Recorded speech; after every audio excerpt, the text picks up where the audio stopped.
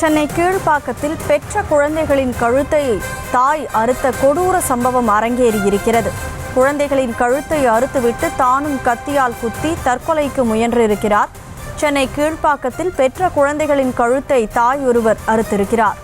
1.5 வயது மற்றும் 5 வயது குழந்தைகளின் கழுத்தை தாய் அறுத்த கொடூர சம்பவமானது அரங்கேறியிருக்கிறது. குழந்தைகளின் கழுத்தை அறுத்துவிட்டு அந்த தாய் தானும் தற்கொலை முயற்சியில் ஈடுபட்டிருக்கிறார். சென்னை கீழ்ப்பாக்கத்தில் இந்த கொடூர சம்பவமானது அரங்கேறியிருக்கிறது. கூடுதல் விவரங்களோடு செய்தியாளர் முரளி இணைப்பில் இருக்கிறார். முரளி, வணக்கம். எதனால அவங்க இந்த செயலில் ஈடுபட்டாங்க? இந்த சம்பவம் எப்போது நடந்தது? வணக்கம். சென்னை கீழ்ப்பாக்கம் புல்லாபுரம் பகுதியை சேர்ந்தவர்கள் திவ்யா ராம்குமார் தம்பதியினர்கள். இவர்களுக்கு 5 வயதில் ஒரு மகனும் 1.5 வயதில் 2வது மகனும் உள்ளார்கள். இந்த நிலையில் இருவருக்கும் குடும்ப பிரச்சனை காரணமாக கடந்த 4 வருடங்களாகவே பிரிந்து வாழ்ந்து வருவதாக கூறப்படுகிறது. குறிப்பாக புல்லாபுரம் பகுதியில் தான் திவ்யாவின் தாய் வீடு இருக்கிறது. அந்த இடத்தில் தான் அவர் அந்த 2 குழந்தையுடன் வசித்து வருகிறார். ராம்குமார் என்பவர் எஸ்சி கொரியர் கம்பெனியில் பெருங்கலத்தூரில் தனியாக வசித்து வருவதாகவும் கூறப்படுகிறது.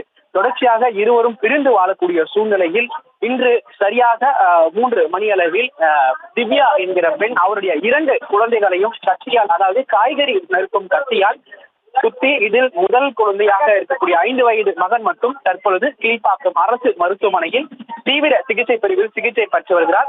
2வது குழந்தை, அதாவது இந்த 1.5 வயது குழந்தை மட்டும் சம்பவ இடத்திலேயே உயிரிழந்திருக்கிறார். தற்பொழுது இந்த பகுதியில் கீழ்ப்பாக்கம் துணை ஆணையர் ரகுபதி நேரில் சென்று ஆய்வு மேற்கொண்டிருக்கிறார். அது மட்டும் இல்லாமல் இந்த பகுதி முழுவதுமாக ஒரு சோகமாக காட்சியளிக்கிறது. 1.5 வயது குழந்தையை கத்தியால் குத்தி கொலை செய்துவிட்டு தானும் தற்கொலை செய்து கொண்டிருக்கிறார். இந்த சம்பவம் தொடர்பாக போலீசார் தற்பொழுது விசாரணை மேற்கொண்டு வருகிறார்கள்.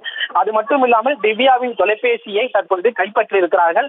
முதற்கட்ட தகவலில் அந்த மன அழுத்தம் காரணமாகவும், அதே போன்று கணவரை விட்டு பிரிந்த காரணத்தின் காரணமாக இது போன்ற செயலில் ஈடுபட்டு வருவதாக காவல்துறையினர் தகவல் தெரிவித்திருக்கிறார்கள். தொலைபேசியை ஆய்வு செய்த பிறகு என்ன தகவல் என தெரிய வரும் எனவும் காவல்துறை தரப்பிலிருந்து தகவல்கள் தெரிவிக்கப்பட்டிருக்கிறது.